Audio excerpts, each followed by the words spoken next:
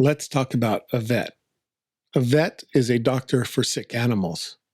A vet takes care of sick animals. Dogs and cats visit the vet's clinic quite often. Owners bring their pets in for regular health checkups. A vet checks an animal's health carefully. A vet examines a pet's teeth and ears.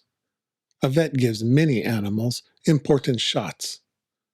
A vet gives the right medicine to each sick animal. Some animals need serious and careful surgery. A vet works very carefully during surgery. Some nervous pets feel very scared at the clinic. A vet speaks gently to nervous pets. A vet assistant helps hold the animals still. Many vets also treat big farm animals like cows. A vet often visits farms to see sick animals. A vet also treats birds and small rabbits. A vet's clinic usually has a comfortable waiting room. A good clinic always smells very clean and fresh. Pets often wait quietly beside their owners.